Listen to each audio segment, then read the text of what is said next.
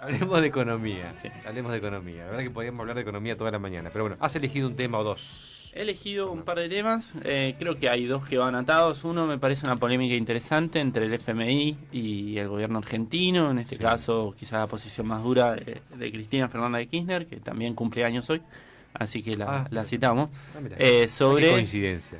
sobre quita o no quita, Sí. acta constitutiva del fondo y demás. Y después dos temas que van atados de la mano, que es el aumento de las jubilaciones y el índice de inflación, ¿no? Sí. Me parece que ahí hay una política interesante y como perlita el caso Vicentín, digamos que a mí en particular me parece paradigmático. Después vamos a agregar otro tema, pero no sé si para hoy o en todo caso para la próxima, porque que tiene que ver con las jubilaciones. Que ahí Dale. me apasiona, digamos. Dale, bárbaro. Vamos con lo tuyo, dale. Bueno, mira, en cuanto a la polémica del FMI con el gobierno argentino, tengamos en cuenta determinados, un poquito de historia. El FMI se crea posguerra, Segunda Guerra Mundial, entre las naciones más vencedoras, básicamente, como un mecanismo o un ordenador de las finanzas globales, en especial para marcar la preponderancia del dólar sobre el mundo, ¿no? Es algo muy técnico, pero básicamente esa es la función, digamos, consolidar una hegemonía occidental a través de la finanza y con un organismo como es el Fondo Monetario Internacional. El Fondo Monetario Internacional siempre asiste a los países chocados. Ir al fondo no es una buena noticia, es una muy mala noticia. La Argentina no ingresa al fondo sino hasta el derrocamiento del peronismo en el 55 y entra puntualmente en el 66. Como miembro del fondo. Como miembro del fondo, se había negado a integrar Como un el club, fondo. digamos, ¿no? O sea, Se había negado la Argentina sí. por su doctrina diplomática, que es de no alineamiento automático con ningún eje hegemónico, ni en ese momento ni con el eje soviético, ni con el eje norteamericano, sino una tercera posición, la famosa tercera posición argentina, que es casi una doctrina diplomática de la Argentina. En ese sentido, el acta constitutiva del fondo, que es el contrato, digamos, con el cual se integran todos, prevé que al fondo no se le pueden hacer quitas de capital. Se pueden estirar los plazos, se puede, digamos, renegociar las condiciones de repago y demás, pero no se puede hacer quitas de capitales. Ahora, también en el acta constitutiva del fondo, y esto hay que ser sincero, no se permite que se preste a los países que tienen una fuga constante de capitales. O sea, no se permite que el crédito del fondo vaya a alimentar la fuga de privados. ¿Está bien? Porque es un préstamo de un organismo internacional, ¿está bien?, a una nación, o sea, a un gobierno nacional, perdón, a un Estado nacional.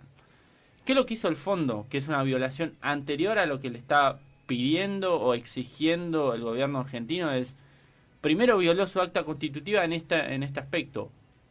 Le dio un préstamo al gobierno de la Argentina con una salida constante de capitales en un plazo de repago muy corto que era inconsistente. De hecho, el staff report del fondo lo decía así, digamos, la posibilidad de sustentabilidad de la deuda es muy poco probable, decía. Lo decía antes de dar el crédito. El staff del fondo se cubrió, es decir, nosotros les avisamos que si ustedes le dan un préstamo era muy posible que no pudiesen devolverlo tal y cual. Es muy loco estaba eso, planteado. ¿no? Es como que yo voy al banco y el banco me dice, mire, le vamos a prestar, pero la verdad que no tenemos mucha fe en que usted nos devuelva la plata. Claro. Entonces, Pero vos imagínate esto, Gustavo.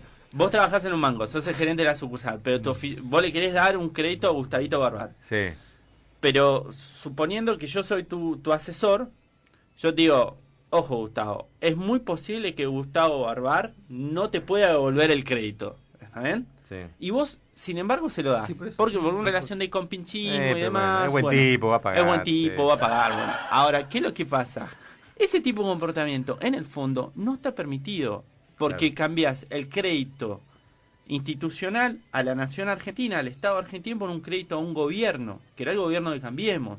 Por eso, cuando termina de perder el Macri, cambia toda la plana superior del fondo, porque es el mayor crédito que el fondo otorgó a un país en toda su historia. Tiene más del 50% de su capital comprometido en la Argentina, y lo que le está diciendo con todo criterio CFK y Alberto Fernández es: miren que ustedes violaron primero el acta constitutiva del fondo. Nosotros no violamos nada. Ustedes violaron el acta constitutiva permitiendo la fuga. Se fugaron 88 mil millones de dólares mientras estuvo el fondo en la Argentina. O sea, mucho más de lo que el crédito que se dio, casi el 80% del crédito que se dio a la Argentina se fugó. Eso es una fuga constante y sonante, estructural, de los capitales que ingresó al fondo. Ahora, ¿por qué el Fondo Monetario responde que en realidad eso no es cierto y que el préstamo se hizo de acuerdo con que no se violó el reglamento del fondo? Porque básicamente si reconocen que violaron el reglamento se quedan todos sin trabajo. O sea, básicamente el fondo vive de los préstamos y vive de que sus mandantes, los países desarrollados de Occidente, Estados Unidos, Alemania y demás, Francia, Japón, puedan cobrar. ¿Está bien? ¿Y qué le dice la Argentina? Yo estoy dispuesto a pagar, pero si vos violaste un acta constitutiva y yo soy miembro pleno del Fondo Monetario, bueno, fijémonos todo, porque vos no le prestaste al Estado argentino, le prestaste al gobierno argentino. Son dos cosas distintas, porque vos al prestar en condiciones de fuga constante y no haber puesto ningún reparo en la utilización de los fondos del Fondo Monetario Internacional que no se fueran por fuga, avalaste esa fuga. Y eso no está permitido. Por eso cambia toda la plana superior del fondo, porque son los responsables de haber hecho. Se va Christine Lagarde, viene Cristalina. Christine Lagarde, se va Lipton, que es el encargado de Estados Unidos, el que convenció a Donald Trump que con 50.000 millones de dólares el gobierno de Cambiemos era reelecto. Entonces por eso se va David Lipton, o sea, el segundo del fondo, el representante de Estados Unidos. Porque en el fondo se va al revés del Banco Mundial. Lo dirige un europeo, pero lo segundea un norteamericano. Y en el Banco Mundial es al revés. Lo dirige un norteamericano y lo segundea un europeo. Ahora, se fue Madame Lagarde y vino Cristina Georgieva, pero cristalina. Lo cual no cambia la ecuación. Tienen que seguir diciendo que ellos no violaron nada, porque si no se tiene que ir todo el staff. Todo el staff del fondo se tiene que ir. Y sería un hecho histórico que acepte una quita de capital. Pero lo cierto es que también el fondo ha hecho quitas de capitales. Tampoco es cierto que no lo ha hecho.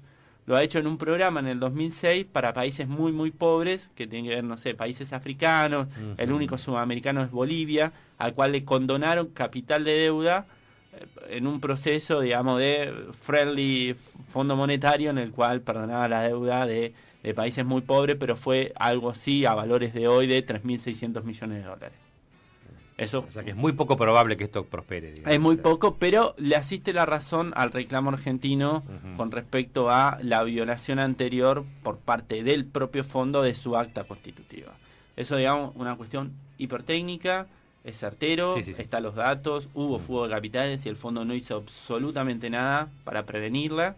De hecho, la sostuvo hasta el final del mandato, que de hecho del acuerdo solo quedaron 5.000 millones de dólares por recibir, que el gobierno argentino actual se negó a recibir. Eso por ese lado del Fondo Monetario, que te dije, vamos a seguir hablando de deuda, vamos a seguir, estamos en un proceso muy complejo, que se pone cada vez más tenso. Yo creo que tiene una lógica de tensar la negociación, hacer que los bonos caigan para obligar, porque el problema de la negociación de la deuda no es el fondo, sino son el mercado voluntario de capitales, los tenedores de bonos privados.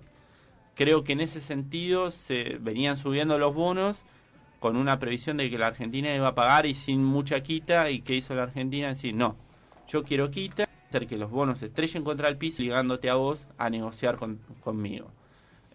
Me parece que también es una buena estrategia por ahora. Vamos a ver cómo resulta. El segundo temita era jubilaciones e inflación.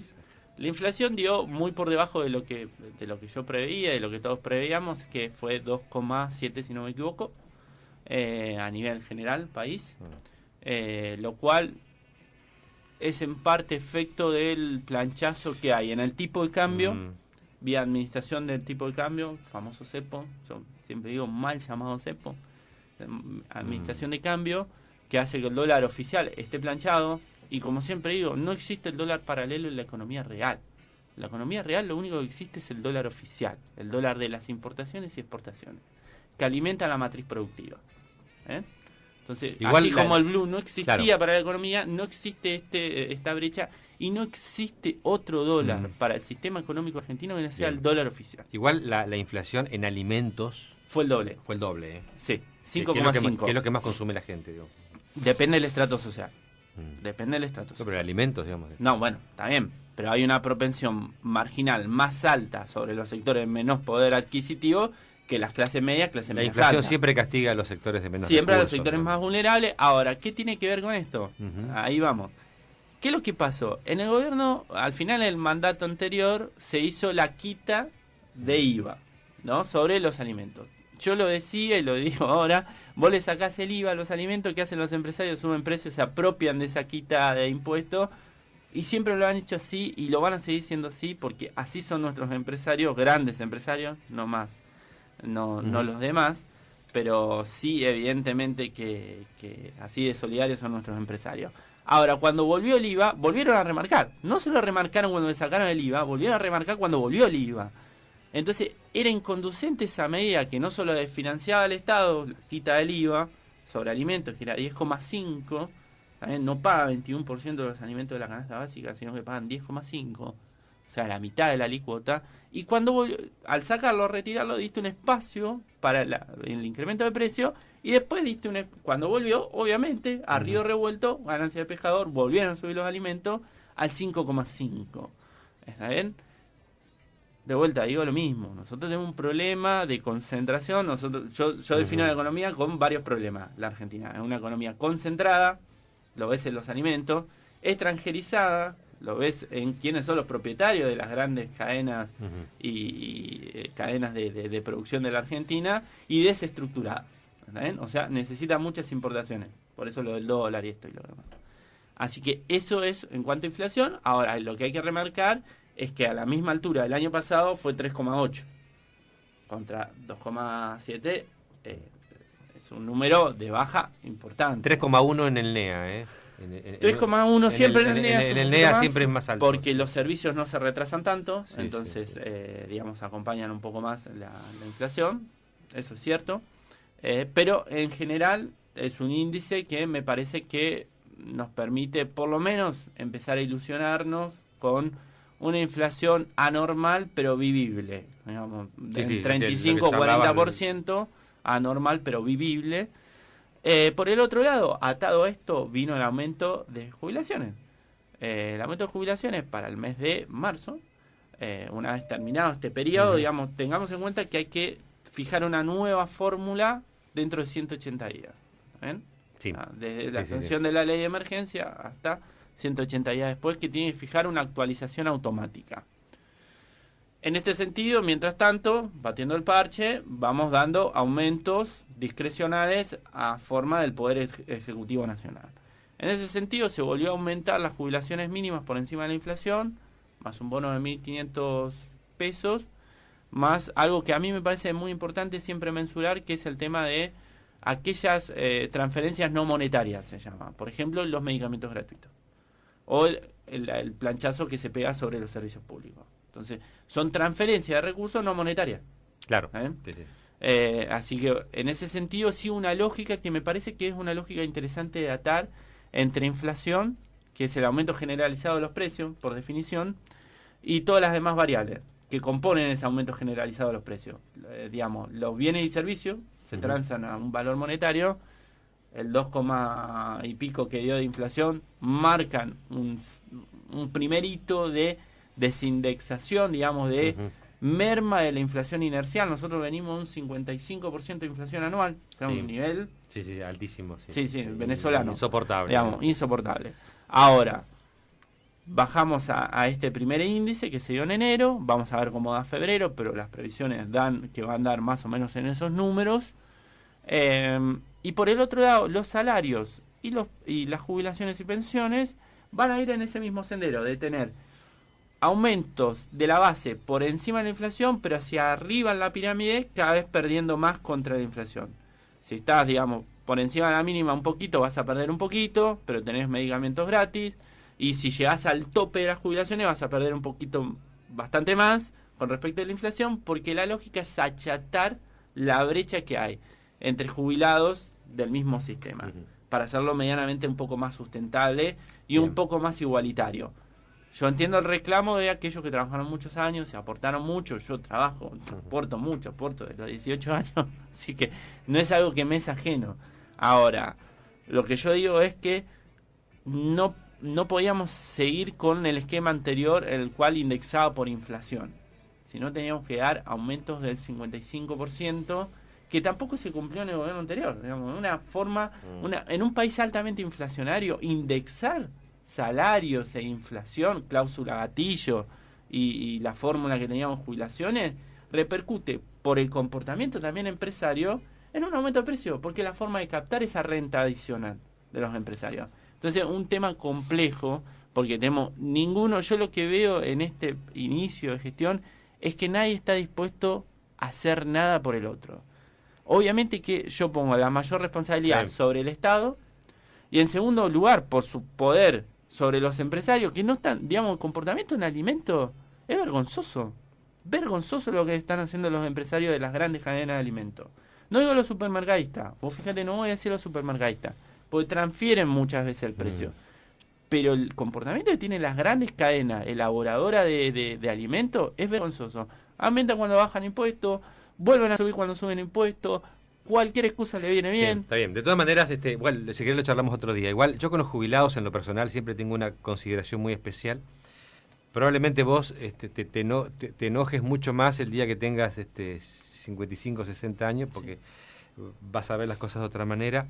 Me parece que hay sectores de la sociedad que ya están grandes, de gente que no va a vivir mucho tiempo, y pedirles a los viejos que pongan el hombro y que sean solidarios, me parece injusto, porque ya creo que probablemente hayan puesto el hombro toda la vida, digamos, en un país que siempre les pidió esfuerzos. Yo en eso estoy totalmente gente, de acuerdo. ¿no? Ahora, lo que yo digo es que no podemos tener, por ejemplo, regímenes de jubilaciones donde un juez gana 270.000 pesos de jubilación. Entonces, bueno, lo que estoy diciendo es que tenemos que ir en la lógica. Si vamos en un sistema solidario, porque nosotros vivimos en un sistema integrado previsional que se basa en la solidaridad, y a la distribución, lo que yo digo simplemente es que si vos tuviste la suerte, ¿no? Porque si no caemos en la lógica meritócrata. Decimos, bueno, no, la verdad es que el que no aportó mucho y no tuvo un buen laburo porque no quiso. Y no es así, vos y yo lo sabemos que no es así. Hay cuestiones que son estructurales. Ahora, si un gerente de un banco, ganó 150.000 pesos durante los últimos 20 años o más, y después tenemos que pagarle 130.000 pesos, me parece que no. Me parece que tiene que tener un tope, las asignaciones que puede dar el Estado, subir la mínima, que es lo preocupante. La mínima es muy baja en este país, muy baja. Tiene que ser un premio jubilarse, no un castigo. Entonces, para que sea un premio jubilarse, para la inmensa mayoría, vos fíjate que el aumento que se dio, sobre el 75% de los jubilados, mejora sobre la inflación. Ahora, el 25% pierde contra la inflación. Yo creo que esa es la lógica. Creo que la lógica es ir a un achatamiento, pero que eleve mucho el piso. Pero que baje mucho el techo también, porque es la única forma de generar un piso más alto. Te propongo por ahí para la próxima charla, porque si no se va a hacer muy largo, te propongo que hablemos de un tema que es tremendamente espinoso, que es, ahí estaba leyendo en Infobae que aparentemente hay un proyecto en el gobierno de Fernández para subir la edad jubilatoria. Hoy dijo Moroni que no. Título de... Bueno, están estudiando, bueno. Moroni dijo que la actual gestión no está en carpeta, el ministro de Trabajo, no está en carpeta subir la edad jubilatoria. No. Lo que él dijo es, tendríamos que ver en el futuro la posibilidad en cuanto al momento de la edad de sobrevida que existe en la población, hay que verlo. Yo creo que siempre, por eso, vamos a elevar la edad jubilatoria, bueno, ¿cuál va a ser el piso? ¿Cuál va a ser el piso? Ahora, también te voy a discutir cuál va a ser el techo. Porque yo soy un buen trabajador, calificado, aporto mucho, gano bien y con antigüedad voy a ganar más. Ahora, lo que yo digo es simplemente, volvamos a la lógica del gerente de banco.